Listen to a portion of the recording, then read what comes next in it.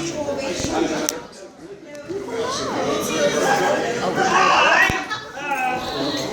don't have a whole lot of time, but we would love to just chat with you all. Hi! Hi! Hey, thanks for coming again, everyone. Absolutely. If you don't know me, I'm Matt Cox. I'm playwright and sound designer.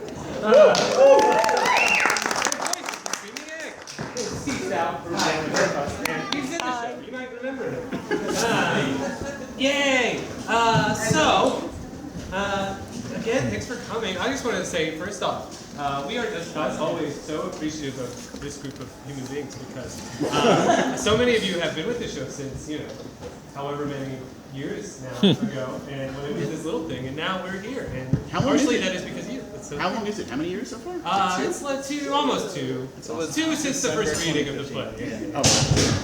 Oh.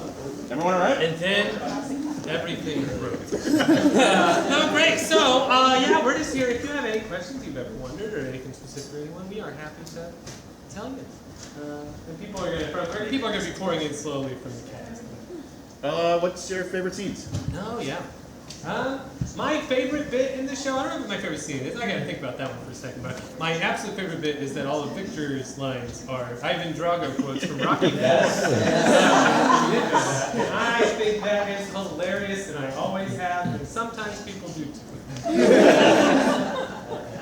Favorite scenes? Zach Smith. Oh, yeah. My favorite scene. Sad Zach Smith. Because sometimes as opposed to being, profoundly dirty, it can just be like really like heartbreaking, or like lonely. It's a very complex guy, man. Nick really. Favorite scenes? We're talking favorite scenes. And puffs. What's up with these?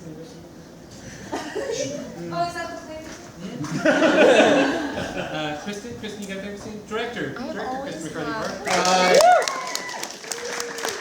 Always had a soft spot in my heart for the AA meeting scene. The entrance into that scene is one It's of my so favorites. short and sweet and perfect. I just love it. Yeah. In terms of the new stuff in the shows, and you might have noticed there's some new things. My favorite moment is at the moment the birds. We had a lot of birds. I don't know why, but now it makes the Uncle Dave line, "Ha, birds," even more relevant to the show. You could say that was intentional, or you could say it was a revelation after the fact. Any other queries or ponderings or questions? Yeah.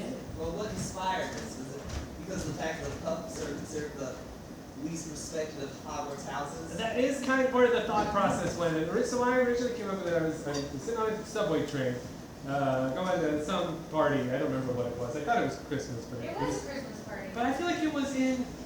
No, it was in Prospect Heights. Oh, Prospect maybe it was then. I don't. Yes. And I just kind of had the idea. It's like, oh, it could be fun. So like it started out as just like, for the other kids at the school from the book series, what a terrible experience it would have been. And it just kept getting scarier and scarier the more and more as it went on. And it just kept getting worse. And then it was kind of just a quick jump to, well, if it's going to focus on anybody, you should focus on what pop culture certainly has deemed the not so cool house of the school. And I heartily disagree. And since we've learned as the show's going, and that's something that is kind of changing in like the pop culture space. I think it's so fun. And we are vaguely a part of it. We just happen to take place around the same time it started happening, which is great. But so it was originally who better to tell the story of the side than the underdogs of the circus magic school. Yeah. Anybody else? Sorry, unrelated. Can I take photos? Yeah, sure. Right, well. Yeah, okay. No one, everyone good? We're good? All right, now on this side releases right now? We're an open book. I was in a wedding last summer, and the guy was a Harry Potter fan. It was in his room. I was one of the groomsmen, and he gave all of us houses, and he gave me Hufflepuff. And I didn't know why until tonight.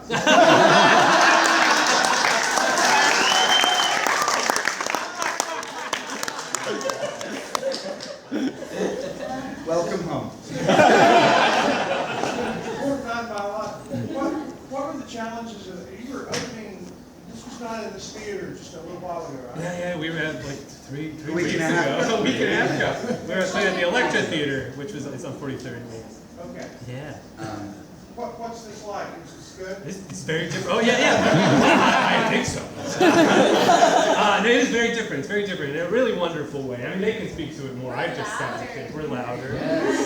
Many of you have seen it both. There's a balcony, which is very nice. That's very nice. Some of you sat up there. I noticed, which is A great. lot of door bits now. A lot of A lot of door bits. And it was also a lot of like rehearsing. We started rehearsing the show while we were still performing at the Electra, so we rehearsed here during the day, then have to forget all of this and then go perform the show that night. So I'd be like, here's the new line, but don't say it. But don't mess it up next week.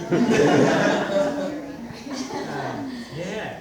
And yeah, it's a very different. And what's fun too, I think Matt can speak to this as well. But this here is also very much a combination of what was there and also what was at the pit when we originally did the show, which is really, really neat. That it's kind of all some of the bits we brought back old ways of doing things that we hadn't done since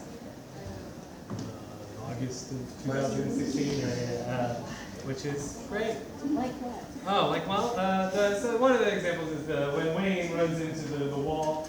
The Electra, we had that curtain, and here we do not have that curtain. So that was always an old thing that always people thought was fun.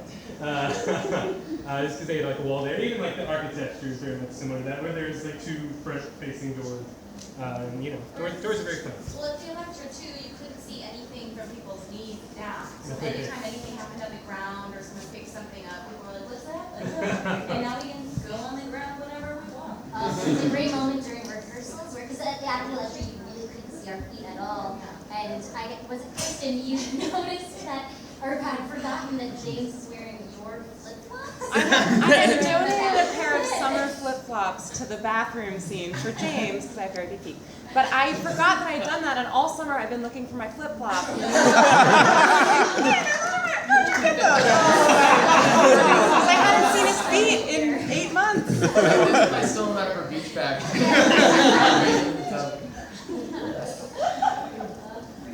How much of it was workshopped and how much was it just straight written? From like how much was like kind of Like the in the room. overall- Yeah. Really, the play was developing from the first reading we did through like the entirety of the performance at the pit run. Then John and David, our producers back there, they've also brought the show down to the University of Florida last May. Not well, 2 Mays ago. Oh boy, we have been doing this a long time. And we workshopped it there as a performance as well, where the script sort of adjusted for the Electra's performance. The Electra, we still kind of tweaked it, and then the last 2 weeks or so, we've also been tweaking it more. And a lot of it is very much too, it's just like these people have been playing these parts for so long now, and so it's kind of like, adapting it to, something's adapted, I thought it was funny how they played certain scenes. I would give an example right now, but I'm taking this one. Can you make it funny?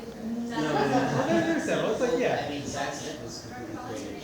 Oh yeah, Zach Smith was created in a room, like workshop. They're like, play this guy and be a douche. And I was like, yeah, I think originally it was in year 5. That was a different scene. When Wayne goes to Megan and Oliver, and they're like, hey, let's be friends again. It's like, what have you been doing all year? It's like, I'm hanging out with my friend Zach Smith. And I came in just acting like an asshole and hit on Megan. And then he was like, well, I'm gonna take that out, but I'm gonna find Zach Smith for you, and then he put it as a sports guy. Yeah, that was a fun day. There was one time when during one rehearsal, you were like, I'm gonna probably cut this, but maybe that we can have a theme song. Oh yeah. Yeah, Jesse, just make something up.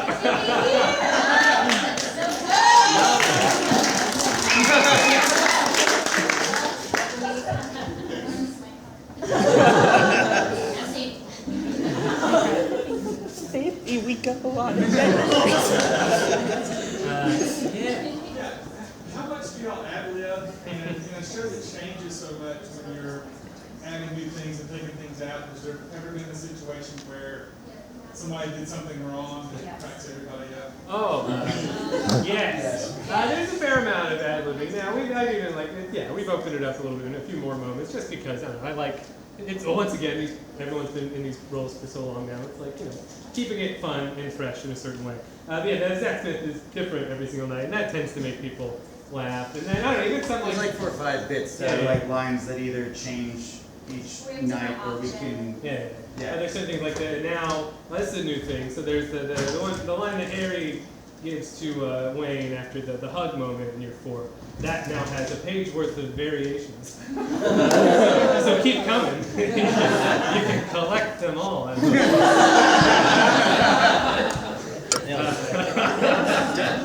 But no, yeah, there's a fair amount. There's also sometimes even people will just do something differently, and I've seen that crack people up. Like Julie started saying the Megan at the end of the year 4 dance a little differently.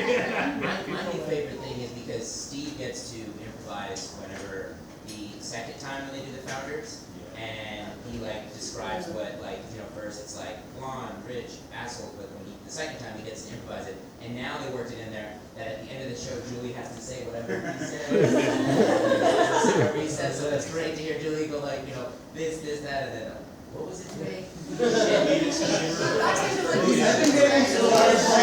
Elitist, judgy, or sassy shit. One time I was like, shit, this hearing Julie say that, I was like, I think we have time for one more question for you. If not, we can head on to Michaela. So I had a lot of fun listening to all the references to movies and the differences and stuff. How much fun was with the movies and trying to find things to put in that and the new play? That seems like a very fun process. Yeah. There was a bit, sorry. No. Go. So there was a bit, the first preview when the other thing was happening in London.